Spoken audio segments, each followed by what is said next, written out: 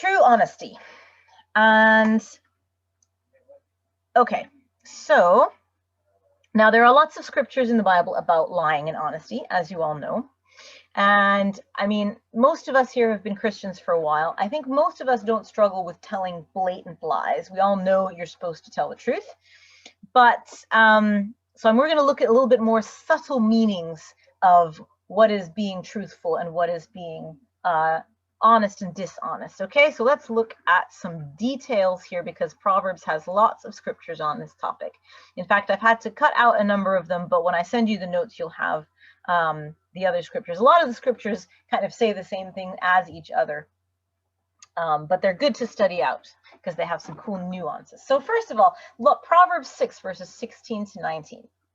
There are 6 things which the Lord hates. Yes, 7 which are an abomination to him. Haughty eyes, a lying tongue, and hands that shed innocent blood. A heart that devises wicked plans, feet that run rapidly into evil, a false witness who utters lies, and one who spreads strife among brothers.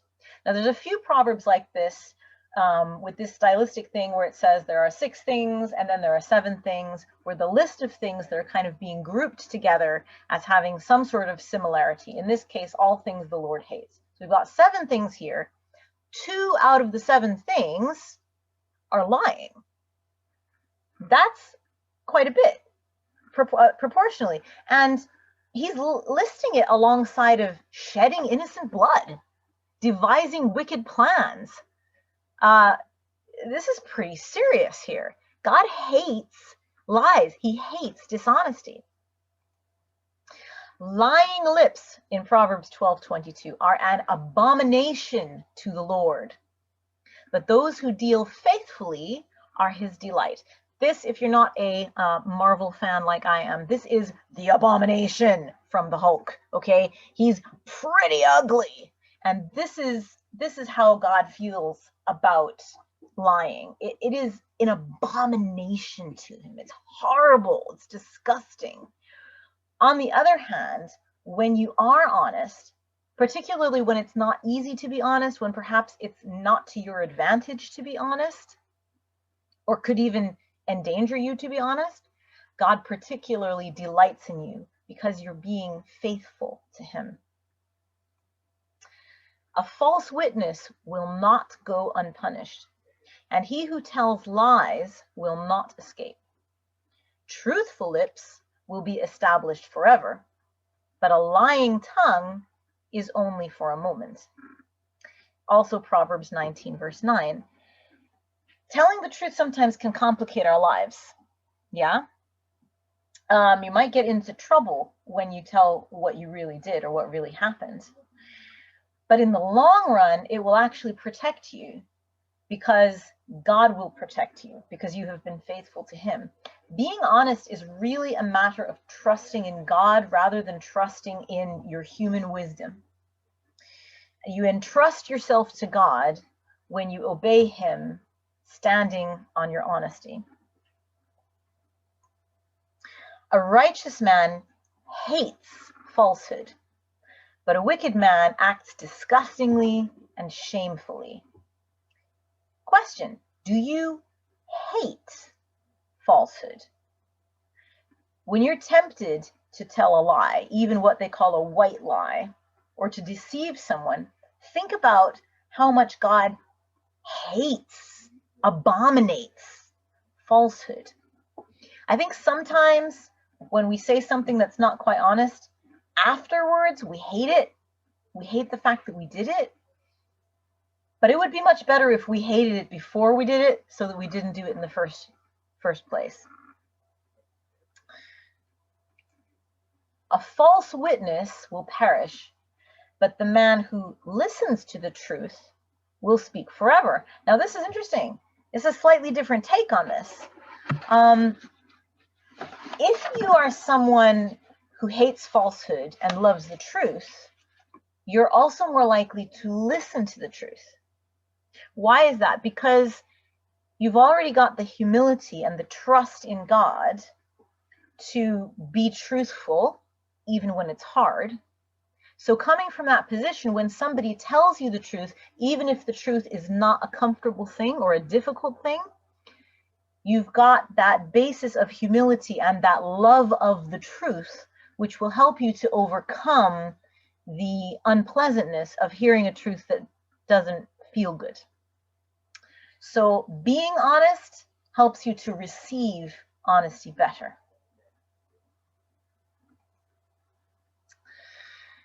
Proverbs 24, verses 23 to 26. These also are sayings of the wise. To show partiality in judgment is not good. He who says to the wicked, "You are righteous," peoples will curse him, nations will abhor him. But to those who rebuke the wicked will be delight, and a good blessing will come upon them.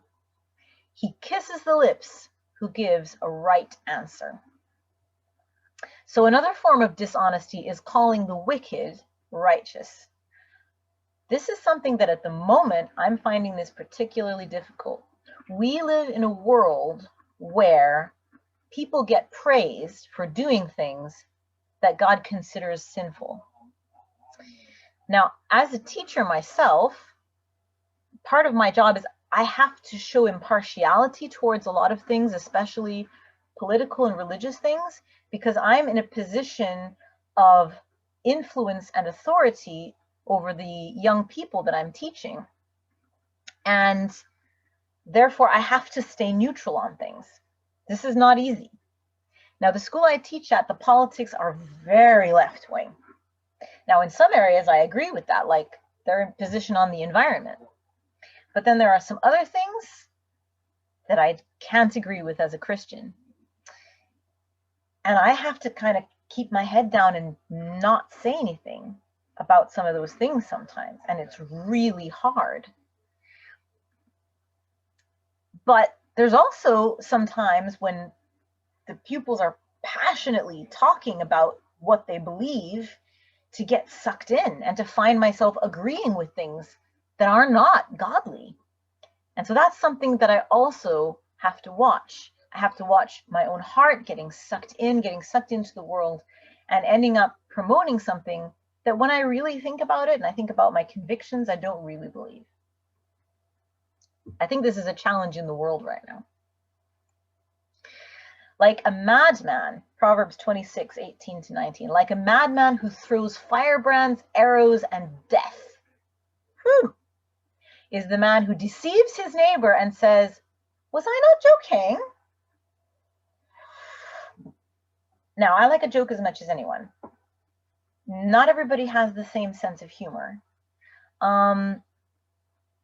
We do need to be careful, especially now that so much is on social media, so much is in written form. We've talked before about how when you write something down, you don't get the entire communication apart. 80% of communication is nonverbal.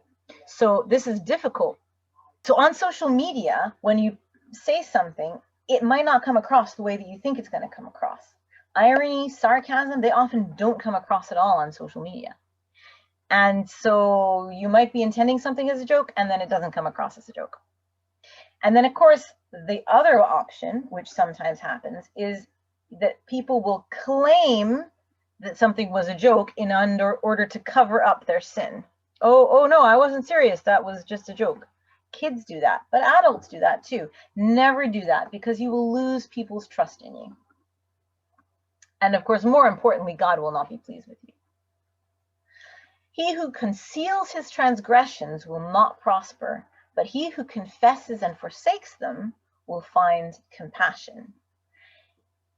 If you only talk about part of your sin, if you kind of dress up your sin so it doesn't quite look as bad, you're not going to get the help you need to overcome your sin.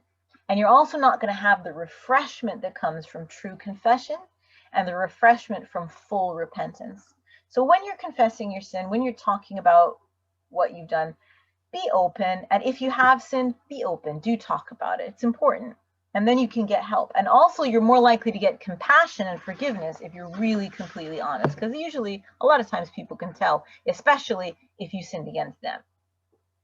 Right, we're going to go to a subtopic here of honesty, specifically the topic of slander. I know we've talked a bit about gossip before. Now, slander is negative gossip. So it's gossip that is specifically harmful. You might say, oh, did you hear that Jane got a new car? I mean, that can be gossip because it might not be true and it's none of your business, but it's not going to harm Jane. But slander is when you're saying something that is going to harm the person. So there's a number of scriptures in Proverbs specifically about slander. In Proverbs 18 verse 8 and also 26 verse 22, the words of a whisperer are like dainty morsels, and they go down into the innermost parts of the body. Believe it or not, we like hearing slander.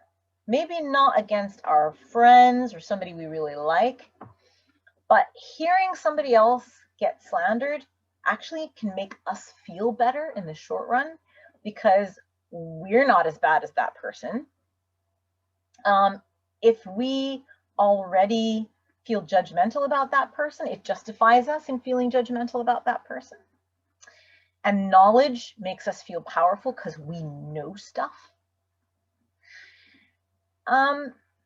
It's easy to say, oh, I'm a Christian, I hate hearing slander. But you know what? Sometimes, what about a politician you don't like? How about hearing slander about them? Do you enjoy reading articles about some famous person that you can't stand that talk about all the horrible things they have supposedly done? I'm not a huge fan of the current president of the United States. But you know what? I don't actually think that all the things that have been written about him are true.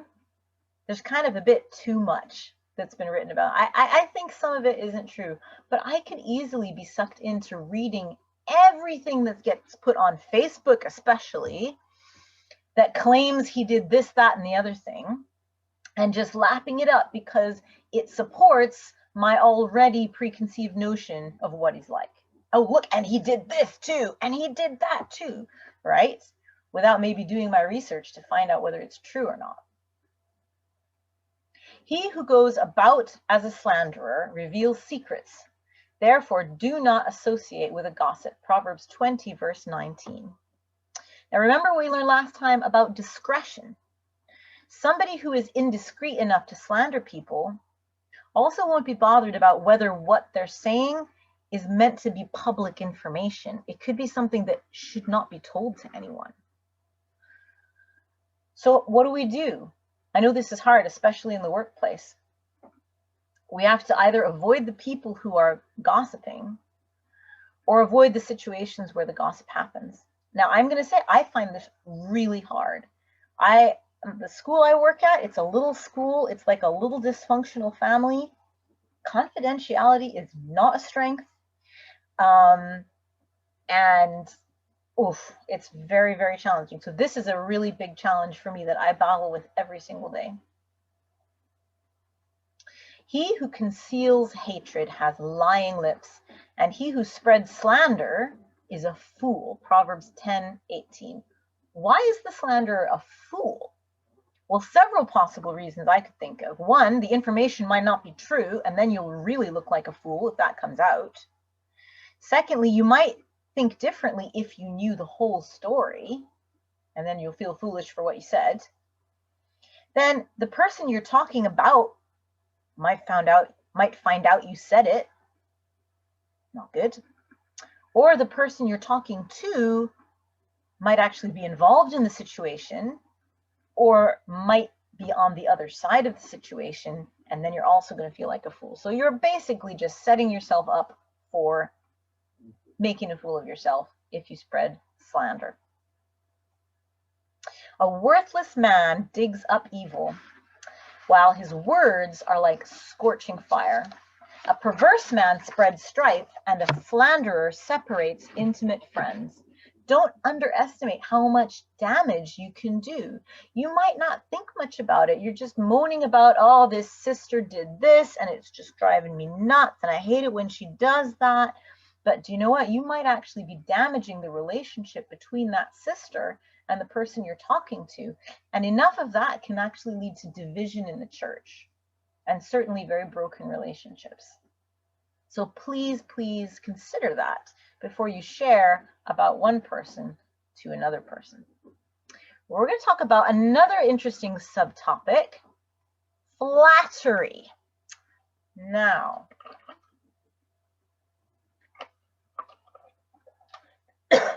every year at my crazy little school, the staff put on a medieval musical Christmas play called the Shepherd's Play for the pupils.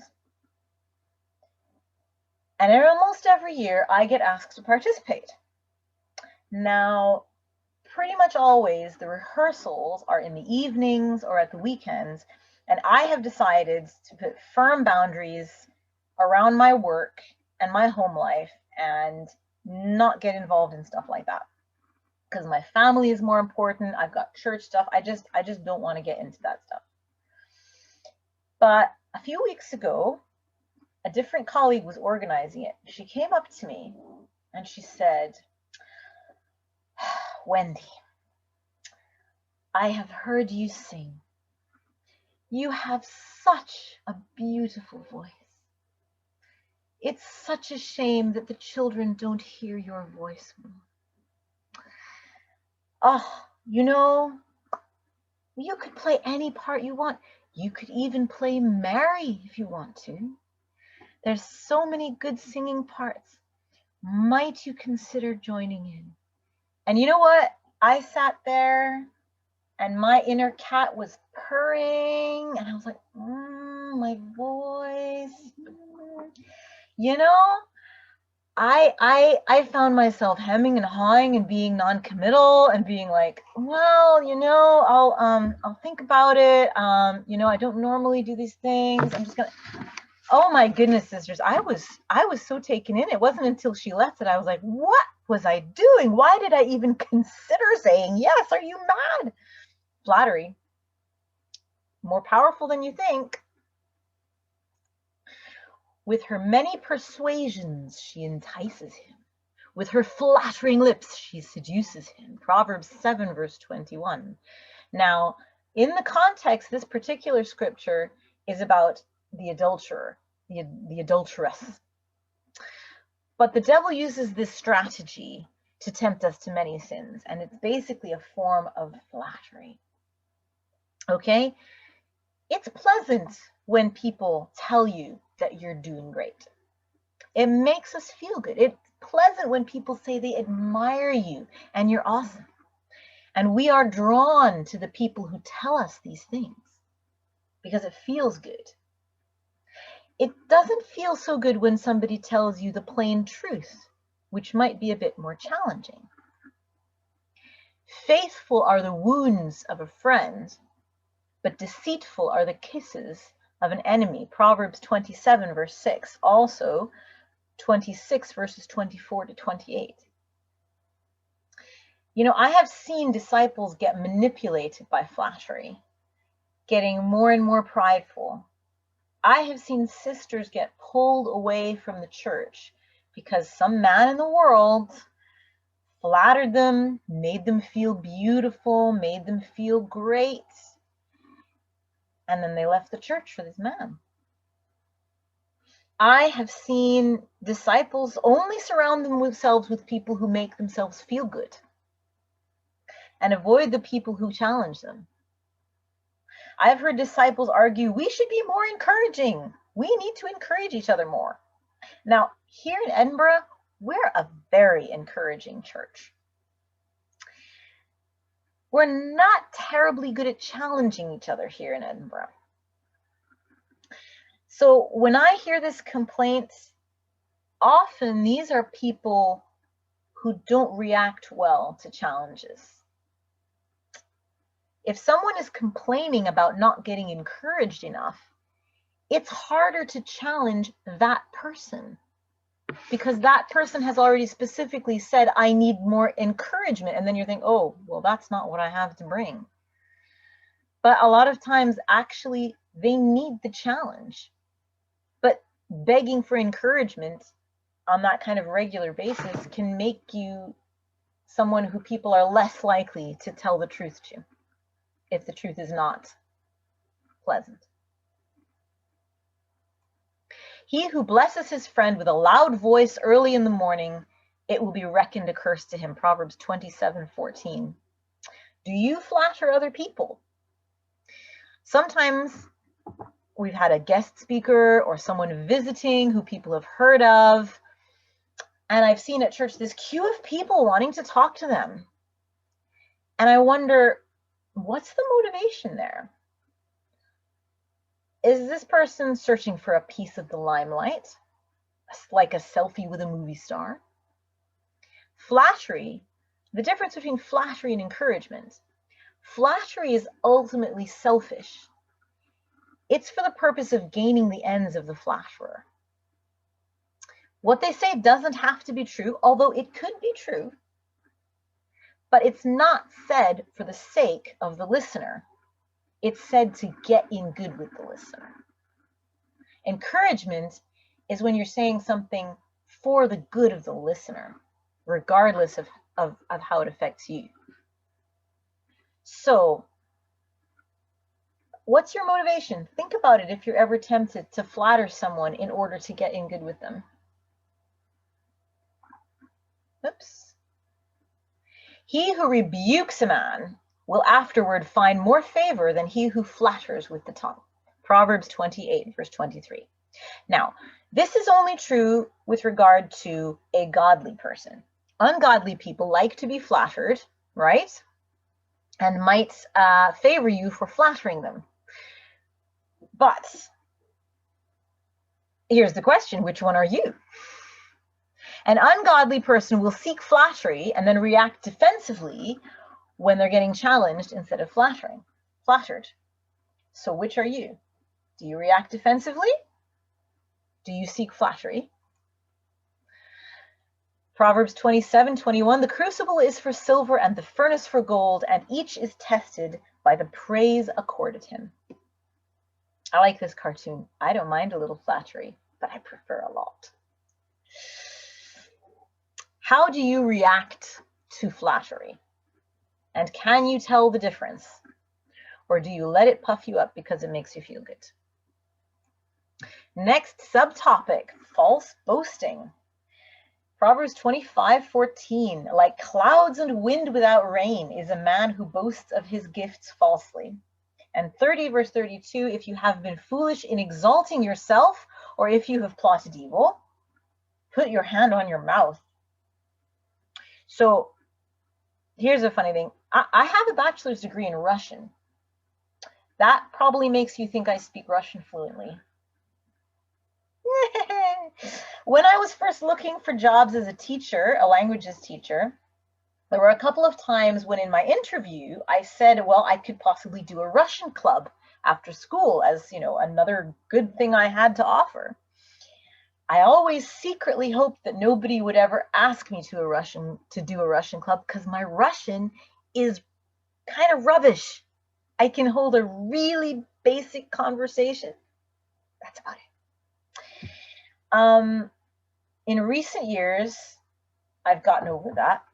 And there have been a couple of times when I've been asked, there's been some kid, particularly a native speaker of Russian, who wanted to do an exam and wanted a teacher to lead them through the exam in Russian, like a Russian National 5 or a Russian Higher. And there's been the odd time when I've been asked about doing that. I have been honest enough to say, no, my Russian is not good enough for that. Really, it's not. Because if I had said yes, I would have gotten myself into so much trouble. Much better, Proverbs 27:2, let another praise you and not your own mouth, a stranger and not your own lips. Don't talk about how awesome you are. Don't talk about all the stuff you've done. Frankly, whether it's true or not, you're just more likely to get yourself in trouble, and it's prideful. Right, a quick subtopic, concealed violence. Proverbs 10:6, blessings are on the head of the righteous, but the mouth of the wicked conceals violence. And 26:23, like an earthen vessel overlaid with silver dross are burning lips and a wicked heart. Remember that wicked and violence can be concealed by the mouth, by the tongue, by what people say. They might be concealing all kinds of wickedness. How many women out there have been sweet-talked by men who had wicked, violent intentions in the end? Sisters, these have been lonely times for many single women particularly. I work with child protection at my school, and we're aware that during the lockdown there has been a huge increase in online grooming. Predators have been sweet-talking their way into the lives of women and children who are online, who are lonely. So, you know, this is a word for our protection from God. You know, we may well not be concealing violence, but you know, there are people out there who are. Be careful. Watch what your kids are looking at if you've got kids, because there are people out there who are concealing violence with their words. Be careful, sisters. God knew that this kind of thing would happen, and that's why he gave us these words. Right, our last subtopic, perverted speech. Now, when we hear the word perverted, most of the time we think of something sexual. You hear about a pervert is somebody with abnormal sexual behavior, right? Obsessed with some kind of abnormal sex. But the words that get translated as perverted or perverse in Hebrew don't have anything to do with sex. So all these scriptures have nothing to do with sex, okay? The main words that get translated as perverted or perverse in Proverbs are derived from these Hebrew words. One is akash, you see on your screen, which means to twist, knot, distort, or make crooked. Another is hofak, which means to turn or overturn, change or transform. And the last one is selef, which means crooked, crooked dealing, and comes from salaf, which means to twist, pervert, overturn, or subvert. So they're basically like twist ties. They twist things round. So perverted speech is that which seeks to twist or distort or change or overturn the truth. It's manipulative. It makes the truth sound not as bad. God hates it, just as he hates outright lies. In Proverbs 6:12-15, God says, a worthless person, a wicked man, is the one who walks with a perverse mouth, so a twisted, crooked mouth. He who winks with his eyes, who signals with his feet, who points with his fingers, who with perversity in his heart continually devises evil, who spreads strife. Therefore his calamity will come suddenly, instantly he will be broken, and there will be no healing. So again, this isn't sexual speech. This is about using language to twist the truth. Do you argue over words? Do you choose your words to make things sound more in your favor? Do you manipulate the way that you express things? A soothing tongue is a tree of life, but perversion or twistedness in it crushes the spirit. Here's a bunch more. That's Proverbs 15:4. See also Proverbs 8:13, 10:31-32, 17:20, 19:1. There's a whole bunch more scriptures all about a perverse tongue. You can't soothe someone. You can't comfort someone by twisting the truth. You have to deal with the real truth when you're trying to comfort someone. There is no point in saying, oh, well, you know, cancer's not that bad. There's no comfort in that. That's just a load of rubbish. Manipulation does not really soothe. It's a false bandage. So, to summarize, right, be totally honest without twisting the truth, but exercise discretion. Make sure that what you're saying is good and right to tell your listener. So here were the points we went over just in a nutshell. Hate dishonesty. Instead, trust God. Avoid slander. Instead, be discreet and respectful to people and wise. Don't flatter or trust flattery. Instead, watch your heart. Don't boast. Instead, think of yourself with sober judgment. And don't twist or manipulate your speech. Instead, keep your speech on the straight and narrow and be completely truthful and honest. Thank you very much.